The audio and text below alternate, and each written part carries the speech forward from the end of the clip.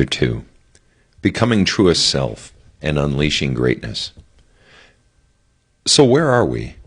What the heck is really going on inside each one of us? What is it that really drives us to therapy? What is it we really seek? It's not the desire for security, though that is a big driver in many lives. It's really not wealth, though that has appeal too. Further, what we really seek is not even the meaning of life.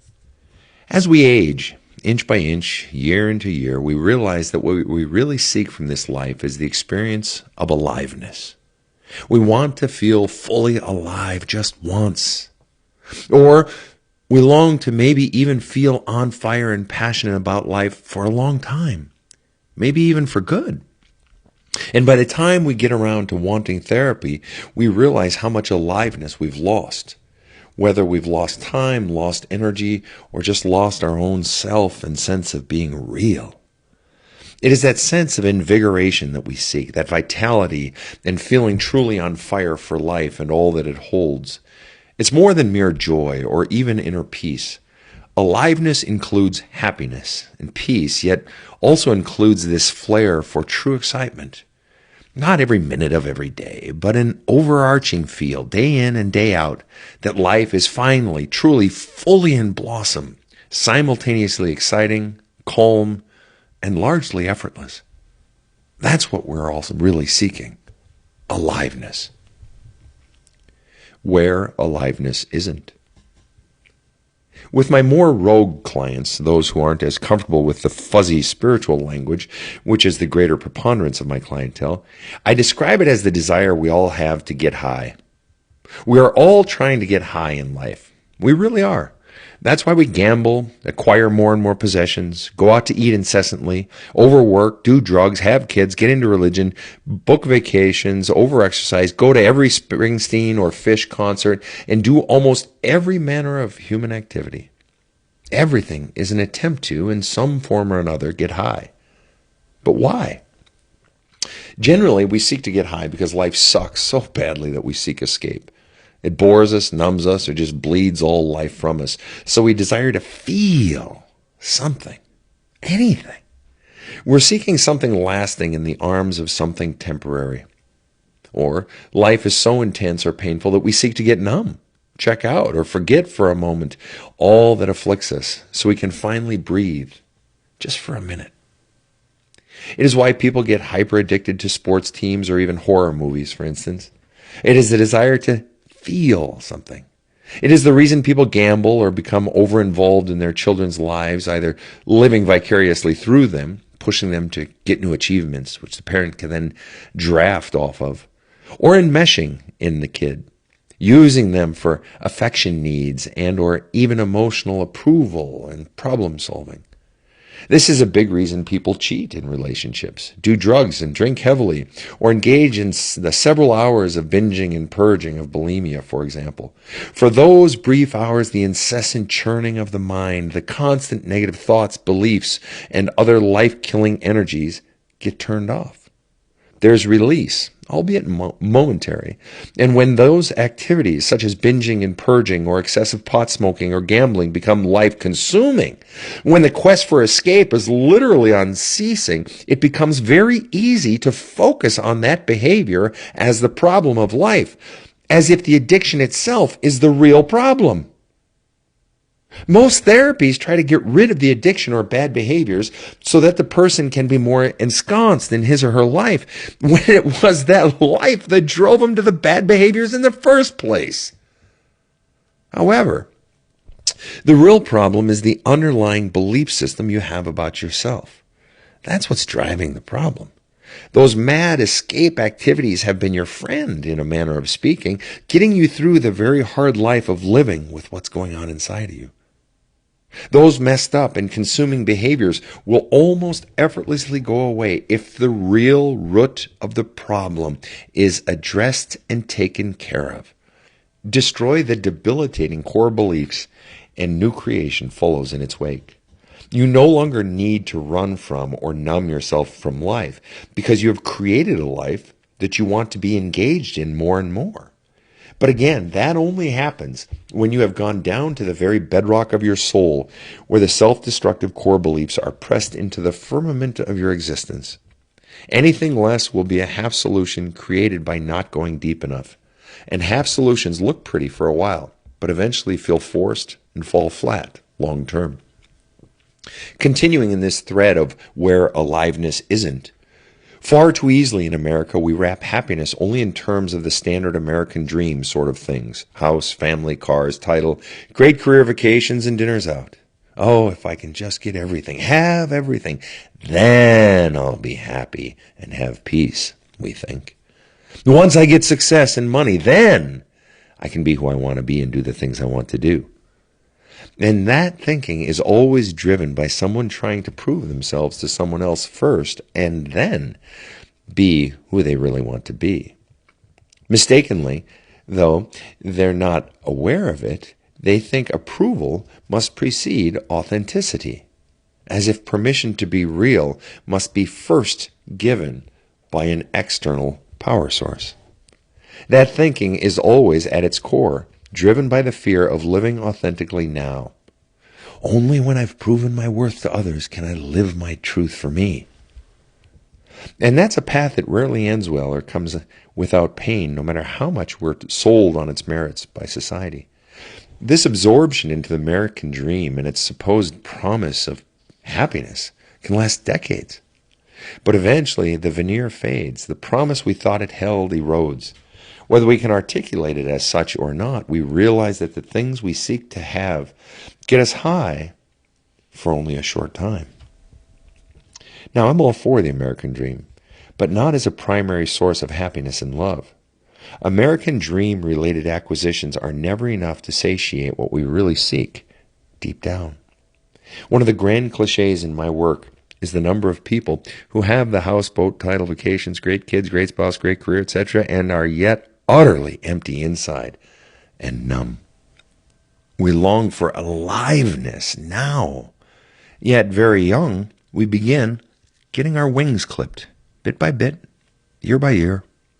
People want to rein us in, control us, make us easier for them to tolerate, deal with, or manipulate to their ends. But our soul calls out to us each day, longing to be set free, longing to fly at full wingspan, longing for that lasting happiness and peace today, now, in the present, not in some distant future. Essentially, the soul is calling you to proclaim and live your worth now rather than waiting to somehow gain approval and worth from some arbitrary figure from your past or present. A waiting that rarely yields the fruit it desires. And the simple truth is that it ain't nobody else going to fall in love with you till you fall in love with you. Not only that, we seek flow, that feel that life has picked up positive momentum that carries us along, that we no longer have to grind the pedals one more crank to get the bike to move just a few feet more. Hangover versus carryover. What we further discover with age is that nearly all of the attempts to get high end. We seek something lasting but keep running into highs that burn out. And more often than not, we crash. There's a hangover. Whether it's gambling, cheating, smoking grass, boozing, absorption in your children, excessive fitness or yoga, sports obsession, or just about anything else, there's always a hangover, a come down, or grand letdown. The high, it seems, never lasts. We discover that what we really want is a high that has no hangover, but has carryover from one day to the next, perhaps even from 1 year to the next. And if we've really done our life homework, releasing the pain of the past and changing our core beliefs, we no longer need a high that enables us to escape the past. We grow quite content with a high that is not so sharp and vertical, perhaps less high, but more enduring and lasting. We seek that vigor and excitement with flow, with inner calm, and without the crash. That desire to never come down is what drove the escalation of your obsessions in the first place. Always more, always higher, always something to drag you out of tomorrow's inevitable crash. The desire for a high with carryover, that carries over from day to day without hangover, is what we all seek, whether we're consciously aware of it or not. And it is not only possible, but necessary for feeling like life is well spent.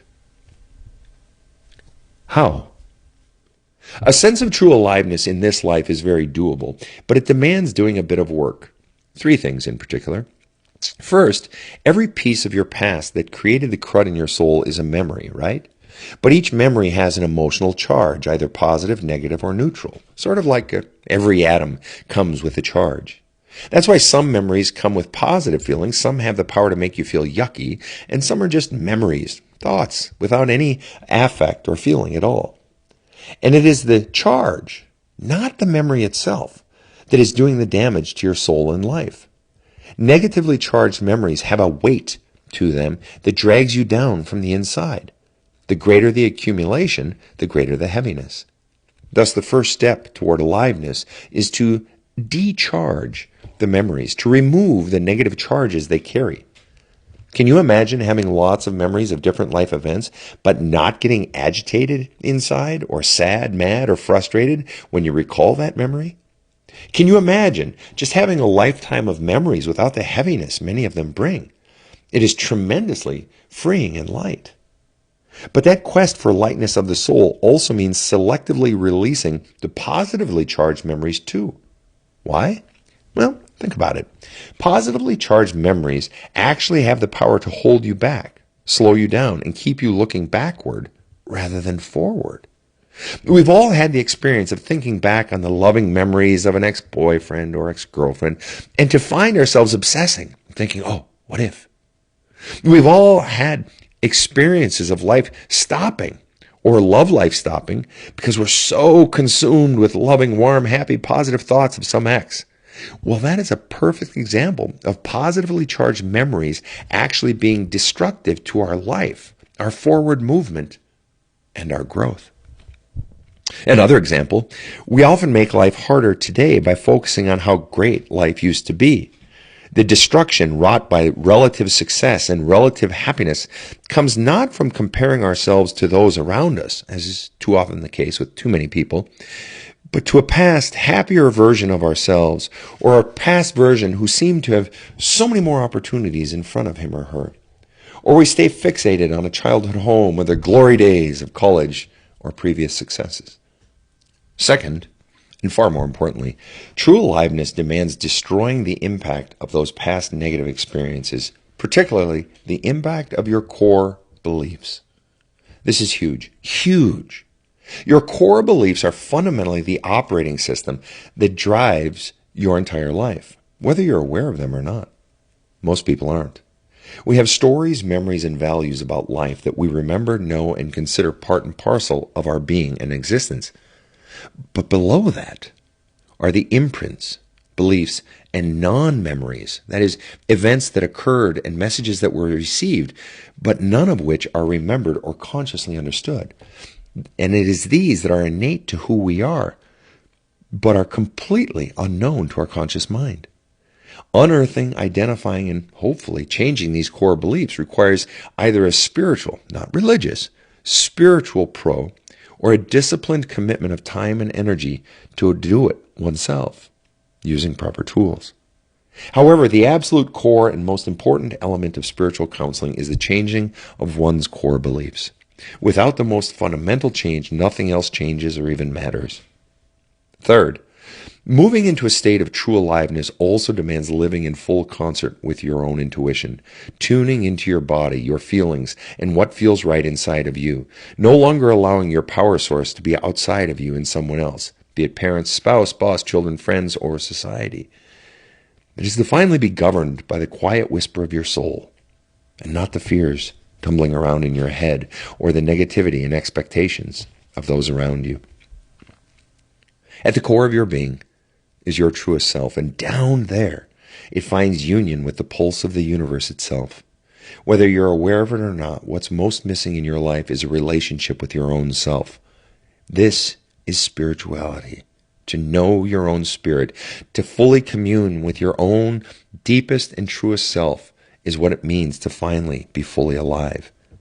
Deadness comes from disconnect from your true self, as written on your soul. All the external trappings of life cannot come anywhere near the life satisfaction that comes from full communion with the spirit of the universe lying deep inside of you, whispering in a voice indistinguishable from your very own. Finding the patterns. For decades, I have counseled some of the world's wealthiest people, as well as street people. I have counseled faculty at the top universities in the world, as well as struggling teens and 20-year-olds, top Olympians and the physically infirm, the boldest and the most afraid, the oldest and the youngest, the intrepid and the intimidated, the successful and the struggling, as well as couples struggling so valiantly to save or fight for their relationship. Additionally, 30 years ago, I was a math major and religious studies major in college, and my master's degree is in divinity, spirituality. If there's one thing my math, science, history gave me, it's a nose for patterns. And if there's one thing the decades in spirituality and religions brought, it's my love for the human soul. This book is a compilation of the patterns I've seen in human nature and neglect of the soul. My whole life, including my own deepest inner work, is about seeing patterns in the human experience and using these to bring people into greater experience of the spiritual side of life, which starts and ends inside and which is tapped into through your intuition. It is found in solitude, quiet, times of reconnecting to your own source energy.